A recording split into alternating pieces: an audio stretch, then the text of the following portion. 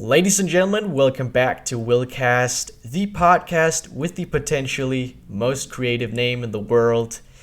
Thank you for tuning in, subscribing, and commenting. I appreciate that. And speaking of commenting, today's viewer question is, which fitness influencers do you follow?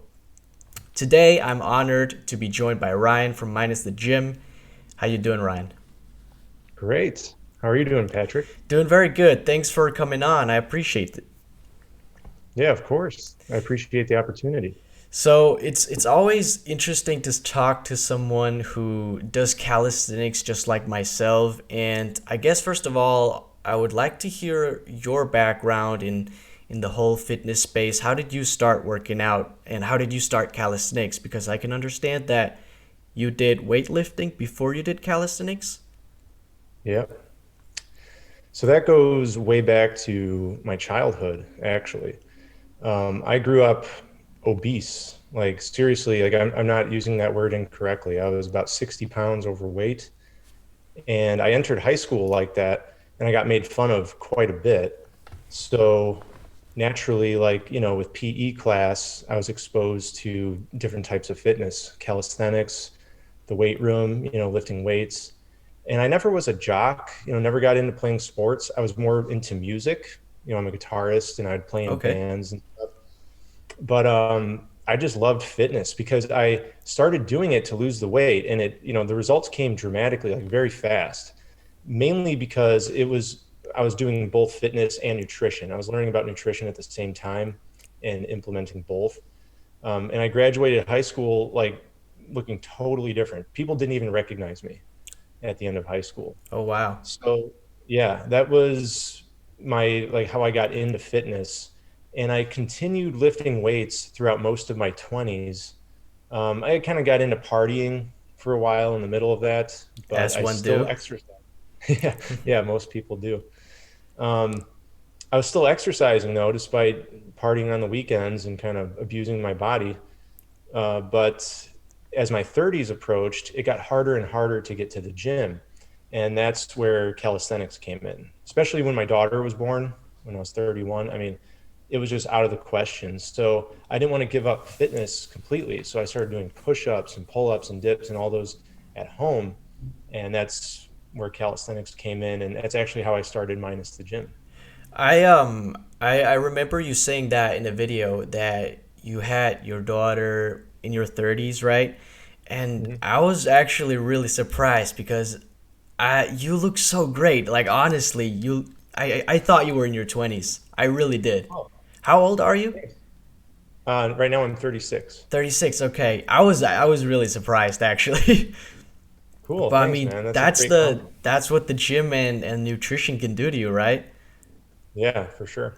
Yeah, so how did you get inspired to teach what you have learned on YouTube to people? Yeah, so it's a combination of things, really. When I was 25 years old, this is in the middle of, partying and still lifting weights. I went for a physical at the doctor and I was diagnosed with high blood pressure, like really high blood pressure.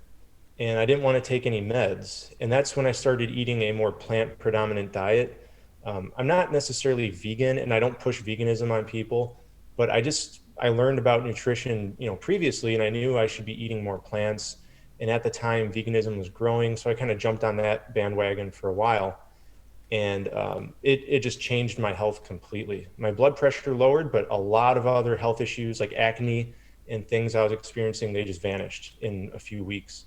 So there was that. I wanted to bring that to the world. But then when I was 31 and my daughter was born, I was like, I completely adopted calisthenics 100%.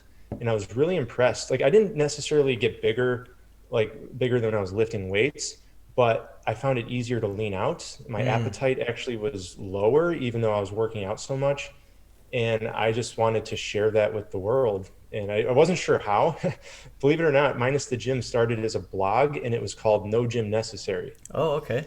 So, yeah. A blog Um, on a website? Blog. Yeah, it was just a Squarespace website. It Okay. didn't really go anywhere. I told a friend about it, and he was like, first of all, the word necessary is way too long and hard to spell. So he helped me come up with minus the gym. And then he said, get on YouTube. He's like, why not? You have a better shot at getting seen on YouTube. So yeah, that's how I started it. And it really was a culmination of I wanted to share what I've learned about nutrition and health, but also how we don't have an excuse. Like if we can't get to the gym, great, do calisthenics, do primal movement, Absolutely. do yoga. Yeah. Yeah, absolutely, man. Yeah, that's probably the best thing about calisthenics, right? You can do it literally anywhere. Yeah. I even have, as you can see, like a pull-up bar in the back. Like I don't lie, I do calisthenics too. Oh, I believe you. Yeah, for sure. And that's a pretty cool looking pull-up bar because it has so many grips on it. Yeah, exactly. Yeah, and it's pretty big too, and pretty heavy. Sometimes I'm actually a bit worried that it might get ripped off the wall because it's fairly large. But yeah, it's a good bar. Um, I was gonna ask you. Oh yeah, what the thing you said about high blood pressure? Does is that the cause of meat? Um, yeah, I mean, I don't want to like put down what people like to eat, but for me, it was a combination of I was overeating. I was eating in a caloric surplus very often for, like trying to bodybuild. And a huge percentage of my diet was chicken breast, fish, lean beef, eggs. And all those things really do because of the cholesterol and saturated fat. If you eat that way for years, if you have it in moderation, I don't think it's quite as bad. But when you're eating that way for years and in a caloric surplus like I was, it definitely damaged my arteries. Okay. And yeah, like the acne and my bowel issues, like those resolved in a few weeks. The blood pressure took 3 months because I think the arteries needed a break from all that cholesterol and saturated fat. And once it has a break from it, they finally, like, your body is very good at healing itself. So once you stop putting gasoline on the fire, now it can, put out the fire by itself. Makes sense. So what does your diet look like now? Now it's I What? I say plant predominant. It's about 95% plant-based. So I like to give you an idea, my typical day is a fruit smoothie in the morning, and that's usually with like soy milk, but sometimes I'll use water instead of soy milk and a bunch of different fruits. Sometimes it's a green smoothie. I'll put a lot of greens in there, flaxseed and things like that, and just blend that up and go. Lunch, lately I've been making lentil stew, and I just make a big pot of it, and that's my lunch for the week. Just have lentil stew. And then dinner is like, it depends on if I'm cooking or my wife. But that's where sometimes a little bit of animal products, I'm lenient with it. So I'll have fish now and then, or like we'll have eggs sometimes in a salad, but it's mostly plant-based. Like last night, it was this Brussels sprouts and quinoa dish with balsamic vinegar and leeks and pine nuts. It was really good. So that's more like a vegan dish. I don't eat animal products every day by any means, but I'm not super strict with it. Okay, that's interesting. Yeah. Yeah, I probably eat less greens that I'd like to admit, but I have gone better at it because I do know the importance of it. I make smoothies at night, where I get all of my greens in there because I prefer to drink it rather than eat it because it's more convenient. And I do eat a lot of meat, but I have considered trying a vegan diet for like a month and see how my body feels. Like I assume you could recommend that. Yeah. And how old are you, if you I'm don't mind me 23. asking? Okay, so you're still pretty young. Yeah. That's fantastic. Like I think plant-based and veganism, it's something that like people have to be ready for. They have to want to do it. You can't really, force it on somebody. So the fact that you're interested in it and you're curious about trying it at a young age, I think that's fantastic. Yeah. Like I said, I was 25 when I made the leap, and I did it because of health issues, and I couldn't believe. And plus, you'll notice you have more energy and you recover better from your workouts because it's really an anti-inflammation diet. It's anti-inflammatory. Yeah. So you'll put in the hard work. You'll do your workouts, and let's say you typically be sore for a day or two. You might notice that you're not sore the next day after your workouts. I've noticed that personally. Do you eat in a caloric deficit now? A lot of the time I do, but if you do that too long term, it really starts to wreak havoc on your musculature. So I typically am eating. I don't count calories, so I don't know for sure, Mm, but I feel like I'm eating more closer to maintenance most days. I just try to eat till I'm satiated. okay. Some days, if the food's really good, I might eat in a surplus, and some days I'll eat in a deficit. Do you find it hard to eat in a surplus on a vegetable or in a plant-based diet? No, absolutely not. Like if you use nuts and seeds or nut butters, if you use oil in your diet, you can absolutely overeat and get into a surplus. Okay, yeah. Yeah, nuts have a lot of calories in them, don't they? hmm Yeah. Even legumes like beans and lentils, they're quite calorie dense too, and they're Okay. packed with protein. I recommend if you do a vegan diet or plant-based, do your research. Um, I eat lentils almost every day or some type of legume, greens. In fact, if you can get greens at every meal, that's the way to go. It's hard to do though. And make sure you're getting some good omega-3 source like flaxseed, hemp seeds, chia seeds every day. Okay. Yeah, Yeah. interesting. Yeah, I'm definitely interested in trying the vegan diet, and I've heard it from so many people that you're just gonna have so much more energy, which sounds incredible. Like it makes sense that, all these plants that the earth has readily available for you, it makes sense that they're good for you too. It's just Mhm. it's interesting how much it's interesting how varied people eat. Like how many different things there are to eat, right? Oh yeah, for sure. Yeah. And there's so many different diets out there too. It's easy to get caught up in the confusion. And you know, if you try plant-based, like I was saying, just to do your research. But I've also personally noticed that even a little bit of animal products, I feel pretty much the same as when I was vegan in Yeah. terms of energy and anti-inflammatory workout recovery. I have upped the fish intake quite a bit. Like I think that was last year or maybe late 2019, and that's when I started to notice like okay, like that I can feel a difference.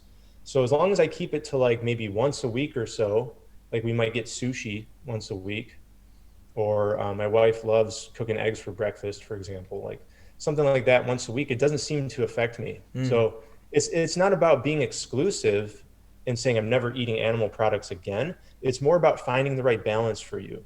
But if you look at evolutionary biology, we they say that we come from the hominid family, which is like the great apes, and chimpanzees and bonobo monkeys are genetic cousins essentially. And when you look at their diets in the wild, they eat mostly fruits and vegetation. They're called Mm. omnivorous frugivores. Mm. They do eat eggs out of birds' nests and they'll eat small insects and rodents and stuff, but for the most part, they're like 98% plant-based. Yeah, that's interesting. So Also, I think humans' teeth, you can like look at humans' teeth and they aren't like carnivore teeth. So I do believe there is like a connection between that humans aren't really carnivores. yeah, I do believe that too. I think we evolved from those omnivorous frugivores, and like our body can obviously digest anything. It can, meat, plants, and stuff in between. But it's like, what do you operate better on? What is more optimal for your digestive system? Do And for you me personally, I've found firsthand that plants are the way to go.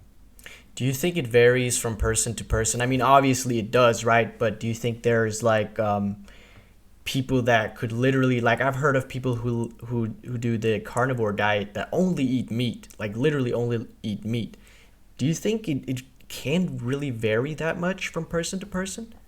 Like how well your body functions on different diets? Because that kind of sounds crazy, right? Yeah, I think in some cases people are going to feel better on a carnivore diet because if they're suffering from an autoimmune disorder, for example, or they might be eliminating something from their diet that was causing issues, whether it's grains like wheat or something. And then yeah, they're going to feel better on that carnivore diet. My take is I would like to see more research on carnivore because I suspect that long term, if you put someone on carnivore for say 2 decades, their arteries aren't going to be very healthy Hmm. in the end. Could you see yourself doing like a carnivore cleanse, like a 7 day uh, carnivore diet?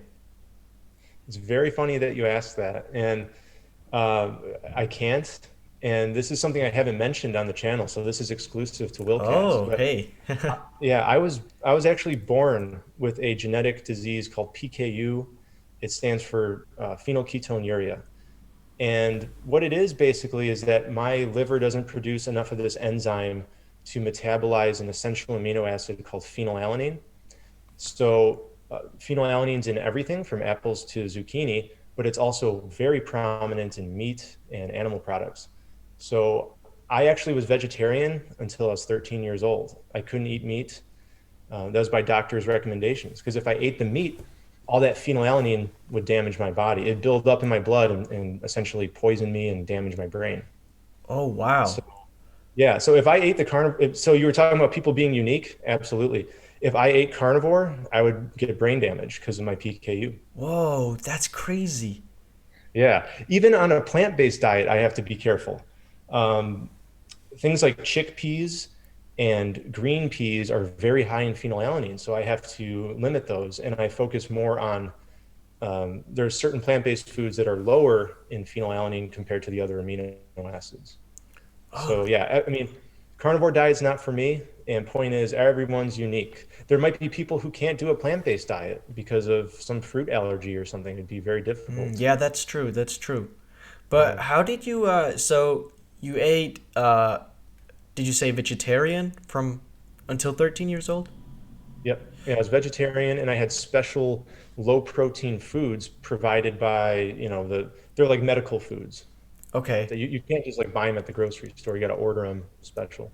And from 13 and above until you got obese, what did your diet look like then? I went to a standard diet. I kind of, because when you're younger like that and your body's developing, that's when they say you got to stick to the PKU diet the closest. Once I got to be a teenager, I rebelled. I started going to McDonald's with my friends and, Mm. getting Big Macs and stuff. But then I got healthier and I started eating, the chicken breast and the broccoli and the brown rice and everything. And yeah, I went all in on the lean meats and vegetables and, the complex carbs all the way from 13 till 25 years old. Okay, got it. Interesting. Yeah. Yeah. Yeah, I have never at all until I started working out thought about my diet at all. I just always ate what my mama cooked, you know. And then I became more conscious once I started working out, and it was more for the sake of building muscle back then when I started working out. I didn't really think much about it health wise, but then I started to look a little bit more into it and started to notice how my body felt eating different things, eating different amounts of things, and that's when I started to become really fascinated about nutrition. And it's funny how little, in a sense, this information is known to people. That, like, obviously in America, obesity is a an epidemic, right? Hmm. Yeah, definitely. Yeah, it's really interesting that this information is, I wouldn't say hidden, but it's not, health and nutrition isn't necessarily common knowledge to most people. It's not. And unfortunately, people, they love to hear good things about their bad habits. That's not my quote, by the way. That's, I think T. Colin Campbell said that from Cornell. But what he means by that is that people love to hear that the foods that they like to eat are healthy, even if they're truly not. So when you see magazine covers that say, "Oh, keto's on the rise and you can eat bacon again," and all these things, people are going to jump on that. They're going to just believe that and keep eating their bacon and their unhealthy foods. So I think there's a lot of noise, like pollution and confusion in the nutrition realm because people love hearing that stuff. And I personally realized just on minus the gym when I make videos about plant-based nutrition and I'm out there, I'm not trying to sell anything. I'm just genuinely being like, hey, look, this diet helped me in so many ways. People unsubscribe, they leave me negative comments, they really don't like it. Oh, wow. That's Yeah. another problem, right? That people are so bad at taking in feedback from others, or even listening to other opinions. Like that's another thing people are so bad at. Yep. It's interesting. And and not to like toot my own horn or anything, but I've always been good at being open-minded. Mm. That's like one of my gifts. So when I first, it was actually a friend of mine who recommended veganism. He was a raw vegan. He's not anymore, but he was like, dude, you got to try this when I was 25. And I'm like, all right. And I actually went from like one day eating chicken breast and beef and all that to the next day, my breakfast was just strawberries, just raw strawberries. And lunch was watermelon. And dinner was a big green salad with a fruit-based dressing and some sesame seeds. And when I did it like that from one extreme to the other, going raw vegan, I felt the difference. Like, I mean, it was very apparent to me. I was just like, holy cow. So the open-mindedness, I don't think many people wouldn't do that. They wouldn't just suddenly go raw vegan on a dime, Mm. but I did. And that's how I just knew that this is right because I felt so good.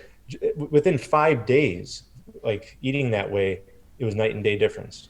I could imagine switching from one diet to the other, like that. I could imagine you were gonna feel a difference. Hmm. Oh wow, yeah.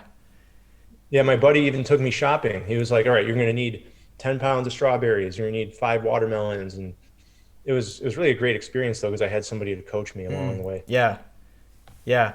I wanted to now that we're on the topic of eating interesting diets, I wanted to dive a little bit into the 7 day banana challenge that you did. Yeah. That was so interesting. How did you feel during that? The first 2 or 3 days weren't bad at all, but right in the midweek until the end, I definitely felt like something's missing here, And I think it was fat. Mm. A lot of people would say it was protein.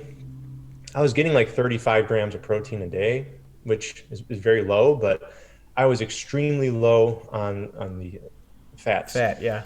So yeah, the fatty acids, and I think that's really what was making me feel kind of. So like, I was really looking forward to ending that. Yeah, Like, I could but it imagine. was, yeah, it was a good experience because I was like, wow, you can survive on just this one food source. So our body must be pretty. Um, I'm not sure what the word is. Like I worded it in the video. Like I think we have a metabolic reserve. Mm. Like we have nutrients built up in our bodies, and we can pull on those as needed and use them and assimilate them. So How many bananas did you eat a day? upwards of like 25 to 35 bananas. That's Yeah. so many I, bananas. I was eating in a surplus a lot of the days just because I was afraid of not getting enough protein and Yeah. nutrition.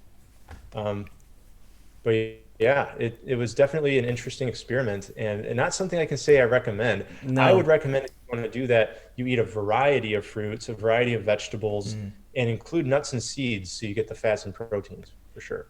Yeah, I was fascinated about that challenge. It goes to show how capable our bodies are of all kinds of different things, right?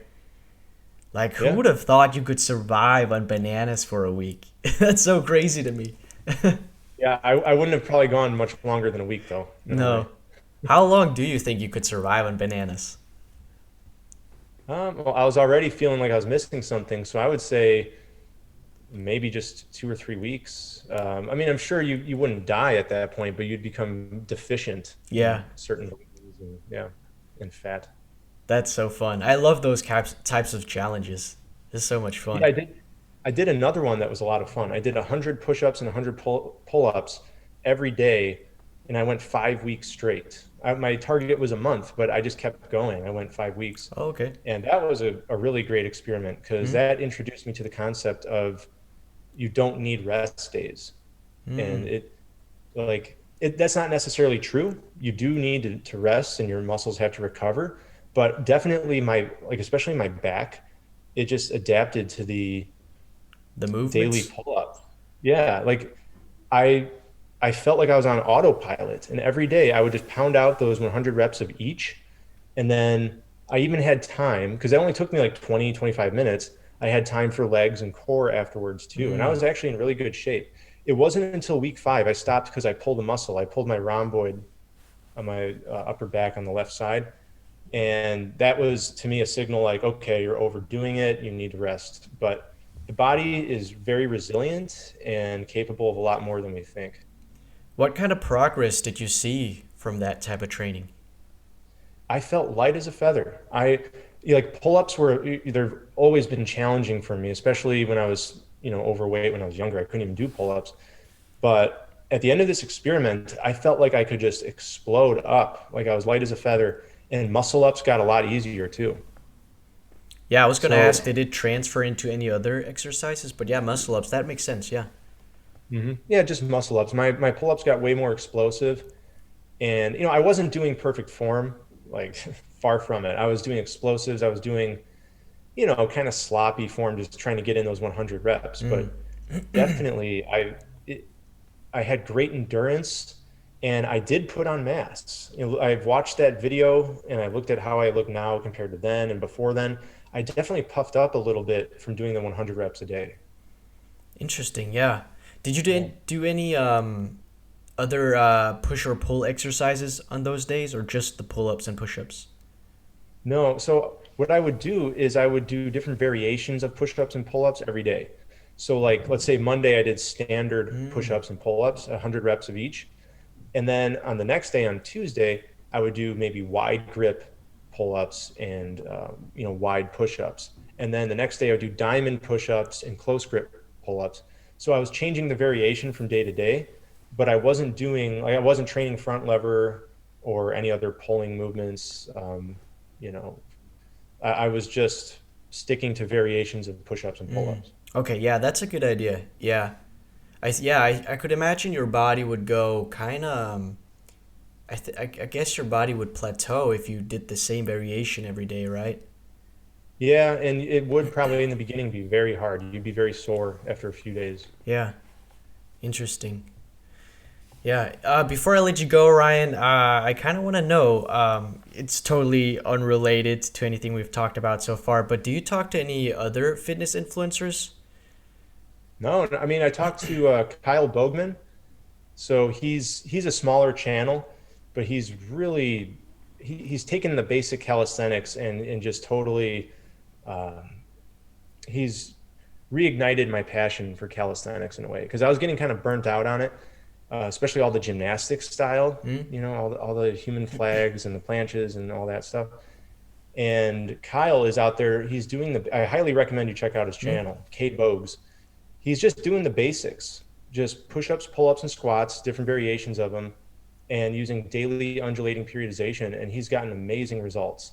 So I've been following him and talking to him a lot on Instagram. So some smaller channels, Lee Downing Keith is another, but I don't talk to like Austin Dunham or Fitness Mm. FAQ or Hybrid Calisthenics or anybody like that. Okay. What was the guy's Yeah. name again? Kyle Bogman, K Kyle. Bogues. Okay. I'm gonna have to check that guy out. It sounds really cool. Yeah, definitely. He's on YouTube and Instagram. Really nice guy. And I just love his philosophy. His training philosophy is like keep it simple and keep active every day. Just, stick to the basics. It's really good for health and longevity. Cool. All right, Ryan. Thank you so much for coming on. I really appreciate it. Yeah. Thank you, Patrick. Thanks for having me on WillCast. Yeah, it was awesome. Do you have anything you want to plug before we end it? Not really. I mean, if you haven't checked out my channel yet, it's Minus the Gym on YouTube. Just give it a watch if you're interested in learning how to keep fit and healthy at home without a gym. Awesome. I really appreciate it, Ryan. And to the listeners, thank you for tuning in. I appreciate that. Thanks for subscribing and commenting. And again, the viewer question of the day is, what fitness influencers do you follow? All right, that's going to do it. Peace.